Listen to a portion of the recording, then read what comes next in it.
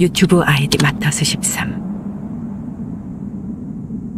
그의 채널에 올라가 있는 영상은 총 5개로 1분 정도 되는 짧은 영상들이었으며 본인의 방에서 직접 촬영한 것으로 보였다. 단지 카메라 앞에 서서 자신의 이야기를 하는 평범한 영상처럼 보였지만 문제가 되는 것은 그 내용이었다. 그는 자신이 신의 계시를 받았으며 선택받은 인간들을 신의 세계로 인도해야 한다고 주장했다. 하지만 처음 영상을 올렸을 땐 아무도 그의 말에 관심을 갖지 않았다. 첫 번째 영상이 올라온 것은 2017년 5월 8일. 마터스13이 자신이 신의 목소리를 들었고 신의 대행자로 선택되었음을 깨달았다고 말하는 내용이었다. 신의 목소리는 사람의 머리로는 이해할 수 없는 수십 가지의 소리를 섞은 듯한 기묘한 소리였다. 하지만 목소리를 들은 나는 웬일인지 그 의미를 이해할 수 있었다. 알아들을 수 없는 언어의 의미를 이해했다는 사실이 신기했다.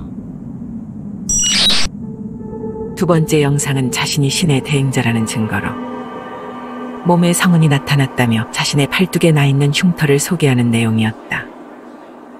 또한 그는 성은이 나타나기 전 꿈을 꾸었다며 그 내용을 밝혔다. 꿈속에서 빛과 함께 알 수 없는 형체가 나타났다. 인간의 형태를 하고 있지만 나는 고개를 들어 그것을 똑바로 바라볼 수 없을 정도로 큰 두려움을 느꼈다. 그것은 신의 사자였다. 형체는 팔인지 모를 것을 뻗어 나의 팔목을 강하게 잡았다. 타들어가는 고통의 꿈에서 깨어났지만 아픔은 계속되었고 그곳에는 성운이 남아있었다.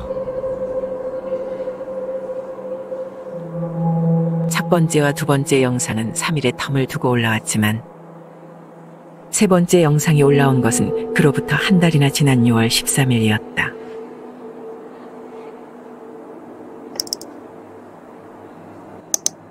세 번째 영상에서의 마터스13은 어딘가 신이 난 듯 한껏 고조된 목소리였다. 드디어 신의 계시를 받았으며 12월 13일 신의 세계로 갈 것이라는 내용이었다.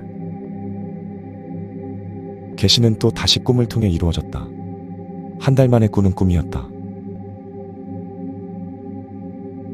그날 나는 갑작스런 고열에 시달렸는데 성은이 타들어갈 듯 뜨겁게 아팠고 해열제를 먹어도 열은 내릴 생각을 하지 않았다. 그렇게 한참을 끙끙 앓다 잠에 들었을 때 나는 꿈을 꾸었다.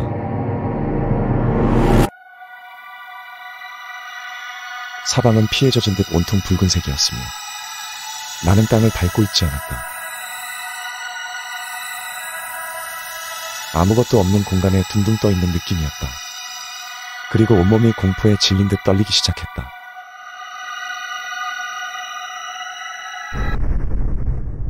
나는 드디어 신을 목도하게 되었다. 알아들을 수 없는 언어가 머릿속으로 흘러들어왔지만 나는 그것을 이해할 수 있었다.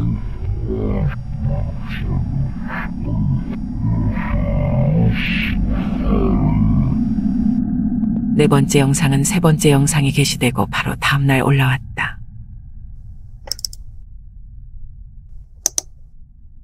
여태까지의 모습과 달리 마터스13은 불안한 표정으로 사방을 계속해서 살펴보고 있었다. 한눈에 봐도 그는 겁에 질린 듯 보였다. 마터스13은 신의 계시를 행동으로 옮길 자신이 없다 말했다. 사람들을 죽여야 한다니. 작게 속닥였지만 그는 분명 그렇게 말했다. 나는 그 뒤 신의 목소리를 무시하고 집 안에 숨어 지내고 있다.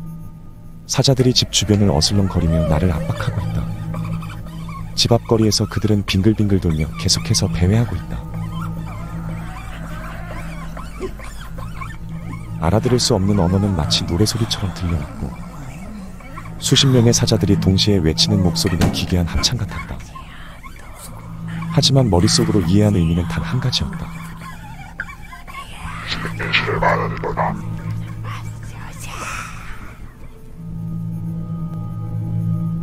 다섯 번째 영상에서는 이전 영상과 다르게 마터스13의 표정은 한껏 편해 보였다. 자신이 신의 의도를 파악하지 못했을 뿐 신이 그러한 계시를 내린 것은 선택받은 자들을 구원해주기 위함이었다면서 무지했던 자신을 자책하는 내용이었다. 그리고 계시의 내용대로 13일 신이 세계로 통하는 문을 열 것이고 선택받은 12명과 함께 신의 세계로 향할 것이라 말했다. 5번째 영상이 끝날 때쯤 그는 다음 영상에 대해 예고했다. 사람들은 육안으로 보지 않으면 믿지 않는다. 나는 무지한 사람들을 위해 의식을 녹화할 것이고 그것을 공개할 생각이다. 그리고 운이 좋다면 신이 세계까지 영상에 담을 수 있을지도 모른다. 다음 영상은 그때 업로드하겠다. 12월 13일 도심지에서 멀리 떨어진 어느 낡은 건물에서 가스폭발로 보이는 큰 화재가 발생했다. CCTV 확인 결과 30대 남성이 의도적으로 폭발을 일으켰음이 드러났지만 이상하게 남성을 포함하여 건물 내부에 사망자가 한 명도 없었기 때문에 가스폭발 사고가 있었지만 다행히 건물 내부에는 아무도 없었기에 사상자는 없었고 경찰은 30대 남성의 신원을 파악한 뒤 수색 중이다 정도로 사건은 마무리되었다. 폭발하기 직전 남성은 빠져나왔고 원래 건물에는 아무도 없었던 것이 아니냐라고 말하는 사람들도 있었지만 그렇다면 이상하다는 표현을 쓰지 않았을 것이다. 촬영된 CCTV에는 남성을 포함하여 총 13명이 건물 안으로 들어간 것이 찍혀있지만 폭발 직전까지 누구도 건물을 나서는 장면은 찍혀있지 않았다. 이후 해당 남성이 네티즌들에 의해 마터스 13임이 밝혀지면서 그가 올렸던 5개의 영상이 재조명되었다. 네티즌들은 이 미스터리한 사건에 큰 관심을 갖기 시작했고 커뮤니티를 만들어 5개의 영상과 폭발 사건을 비교하며 분석하기 시작했다. 이후 밝혀진 내용들은 이렇다. 폭발 장소에 다녀온 한 유저가 게시한 사진에서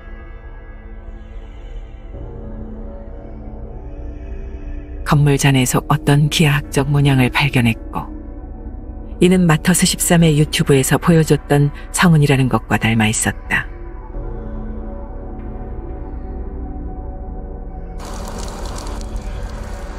폭발 직후 인근에 살고 있던 주민들이 화재 영상을 찍은 영상들도 SNS에서 속속들이 발견되었는데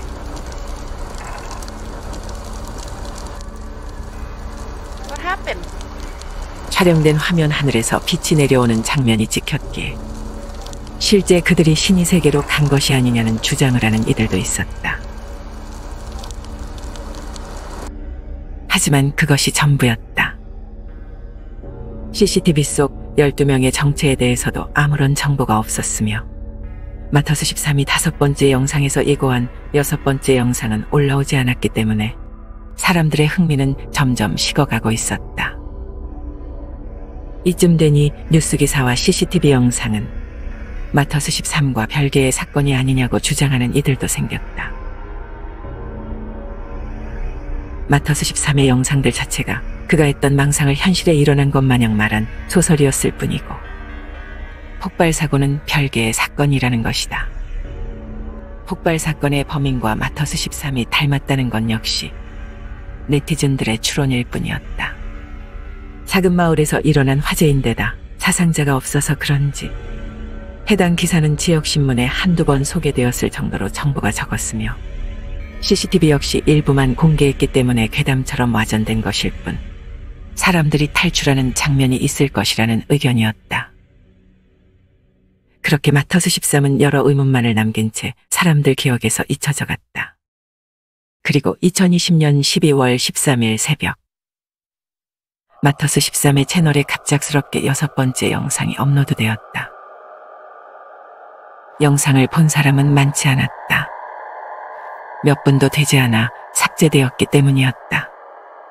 6번째 영상은 오류 때문인지 정상적이지 않았다. 제목은 깨져 알아볼 수 없는 문자로 이루어져 있었고 게시 날짜 역시 제대로 표시되지 않았다. 우연히 영상을 보게 된 한 유저는 이상함을 느껴 화면을 녹화하였고 그의 녹화본을 통해 마터스 13의 6번째 영상을 볼 수 있었다.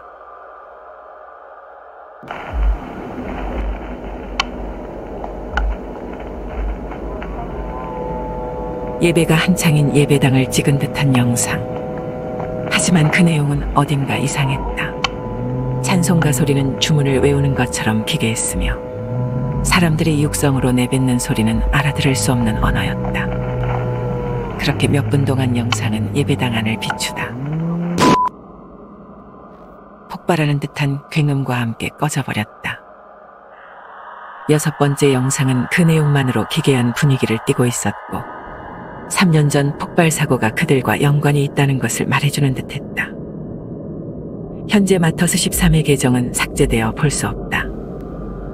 정말 그들이 신의 세계로 갔는지의 여부는 알 수 없지만 그의 말을 믿는 몇몇 네티즌들은 그가 다른 차원에 간 것을 확신하고 있었다. 6번째 영상 폭발이 일어난 직후 카메라가 꺼지기 전